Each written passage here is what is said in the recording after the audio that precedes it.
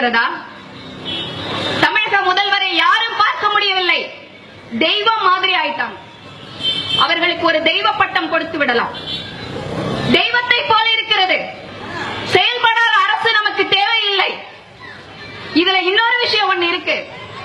செயல்படாத அரசு இருப்பது மாதிரி செயல்படாத எதிர்க்கட்சி தலைவரும் இருக்கிறார் நமக்கு. மரியாதைக்குரிய சகோதரி பிரேமலதா அவர்கள் சொல்கிறார், செயல்படாத அரசை நாம் வெளியேற்ற வேண்டும் என்று. இங்கே விஜயகாந்த் அவர்கள் என்ன செய்தார்? திரு கருணாநிதி அவர்கள் என்ன செய்தார்? சட்டமன்றம் போனார்களா? விஜயகாந்தால் போக முடியவில்லை, கருணாநிதி அவர்களால் போக முடியவில்லை. ஸ்டாலின் அவர்கள் போனார், டீ பிரேக் மாதிரி போயிட்டு வந்துருவாரு. அவர் உள்ள போனா ஒரு 10 பேர் அப்படியே வெளியே கூட்டிட்டு வந்துருவாரு. வந்த உடனே ரெடியா இருப்பாங்க யாரு? பத்திரிகையாளர்கள்லாம். ஏன்னா ஸ்டாலின் உள்ள போன உடனே வந்துருவாருன்னு எல்லாருக்கும் தெரியும்.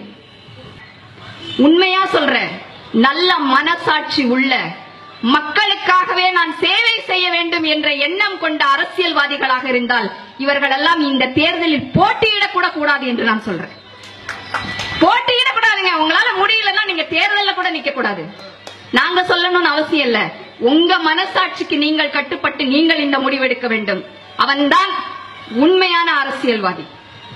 மக்களுக்காக சேவை செய்ய வேண்டும் என்று நான் வந்திருக்கிறேன். என்னால முடியலன்னா ரிட்டையர்ட் ஆகி போயிடணும். தானும் வராம அடுத்தவனையும் உட்கார விடாம எதுக்குங்க இந்த மாதிரி பண்றது? முதல்வர் மக்களை சந்திப்பது அவரது கடமை அல்ல என்று CR சரஸ்வதி அவர்கள் சொல்கிறார்கள். நான் கேட்கிறேன், தமிழகத்துக்கு இவர்கள் முதல்வர், ஆனால் உங்கள் தொகுதிக்கு சட்டமன்ற உறுப்பினர் இவர்தானே?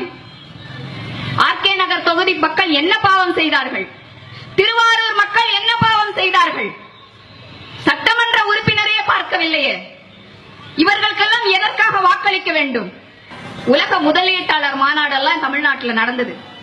எல்லார் காதலையும் பூ சுத்தினாங்க. பூதான் சுத்தப்பட்டது. உண்மையில் ஒன்றுமே நடக்கவில்லை. இதற்கு பல கோடி ரூபாய் செலவழிக்க வேற செய்தாச்சு. பிராண்டிங் பண்ணாங்க. தமிழ்நாட்டுக்கான பிராண்டிங் இல்ல, முதலமைச்சருக்கான பிராண்டிங் நடந்தது. வேற ஒண்ணுமே நடக்கல. இன்னைக்கு எத்தனை தொழிற்கூடங்கள் வந்திருக்கிறது, தொழிற்சாலைகள் அமைத்திருக்கிறார்கள் என்பதற்கான எந்த ஒரு அறிகுறியுமே இல்லை. மதுவிலக்கு பண்ணுங்கன்னா அது பண்றதில்லை. மதுவிலக்கையே ஒரு அரசியலாக்கி தான் நாம் பார்த்தோம். சசிபெருமாள் அவர்கள் இறந்ததற்கு அப்புறம் வைகோ அவர்களோ இல்ல மற்ற கட்சிக்காரர்களோ என்ன செய்தார்கள்? மாணவர்களே எல்லாரும் ஓடி வாங்கன்னு கூப்பிட்டாரு வைகோ. எதற்காக? எல்லாத்தையும் உடைக்கணுமா டாஸ்மார்க்? தேர்தல் நெருங்கும் போதுதான் இந்த மாதிரி வேலைகள் எல்லாம் பண்ணுவாங்க. மானமுள்ள தன்மானமுள்ள அத்தனை பேரும் கற்பை போல் பாதுகாத்துக் கொள்ளுங்கள் உங்களது ஓட்டு உரிமையை. கற்பு எவ்வளவு முக்கியமோ அது போல் ஓட்டு உரிமை அவ்வளவு முக்கியம். அவன் கையை நீட்டி பணம் வாங்கினா உன் கற்பு போனதா எல்லாரும் நினைச்சுக்கோங்க. சத்தியமா யாரும் வாங்க மாட்டீங்க. இதற்கு காரணம் என்ன? இங்கு இருக்கக்கூடிய அரசாங்கம் பிச்சை எடுக்கக்கூடிய நிலையிலேயே இலவசம் இலவசம் என்ற பெயரில் நம்ம எல்லாம் வைத்திருக்கிறார்கள். பிச்சை கொடுத்துட்டா அவனுக்கு நீ அடிமை ஆயிட்ட. கையை நீட்டுவாங்க, குடுப்பீங்க, வாயை மூடிட்டு போயிடுவோம். இதைத்தான் நடத்தி கொண்டிருக்கிறார்கள். இதில் அதிகமாக தேர்தலுக்கான பிச்சை ஒன்று நடக்கிறது. ஓட்டுக்கு பிச்சை கொடுக்கிறார்கள். ஆண்ட திராவிட கட்சியாக இருக்கட்டும், ஆண்டு முடித்த திராவிட கட்சியாக இருக்கட்டும், அனைத்து திராவிட கட்சிகளும் கடந்த 50 ஆண்டு காலமாக நமக்கு சொல்லிக் கொடுத்திருப்பது பிரிவினைவாதம். எப்படின்னு சொல்றேன். திராவிடம்னு ஒரு பிரிவினை வச்சிருக்காங்க, தமிழ்நாடுன்னு ஒரு பிரிவினை வச்சிருக்காங்க, தமிழர்னு ஒரு பிரிவினையை கொண்டு வந்திருக்கிறாங்க. இந்த பிரிவினை தான் நம்மளுடைய மாணவர்கள் சின்ன வயசுல இருந்து கத்துக்கிட்டு போறாங்க. தேசிய உணர்வு அவர்கள் கிட்ட இருக்கிறது இல்ல. இந்தியன் என்ற உணர்வு தான் வர வேண்டுமே தவிர நான் தமிழன் என்று சொல்ல வேண்டிய உணர்வு நமக்கு தேவையில்லாத ஒன்று. தமிழ்நாடு தமிழ்நாடு தமிழனுக்கு என்று மட்டும் ஏன் துண்டாடுகிறீர்கள்? அப்படி அல்ல.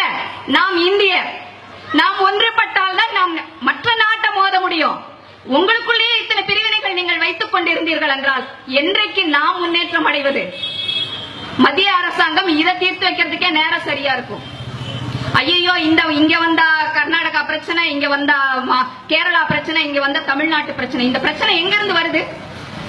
நாம் இருக்கும் மாநிலத்திலேயே எல்லோருடையும் ஒரு நட்புறவோடு நாம் இருந்து கொண்டு போனோம் என்றால் இந்த பிரிவினைவாதம் வருவதற்கு வாய்ப்பு இல்லை.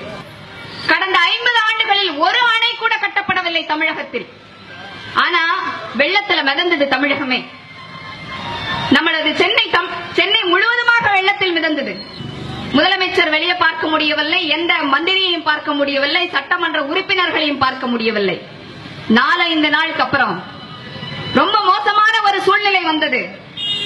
அன்னைக்கு பாரத பிரதமர் அவர்கள் வந்து பார்க்க வந்தார். எதனால வந்தார் தெரியுமா? அவருக்கு இந்தியர் என்ற உணர்வு இருந்ததனால தமிழ்நாட்டுக்கு வந்தார். இந்தியர் என்ற உணர்வு அவரிடத்தில் இருந்தது. அவர் பிரிச்சு பார்க்கல, தமிழகம் என்று பிரித்து பார்க்கவில்லை.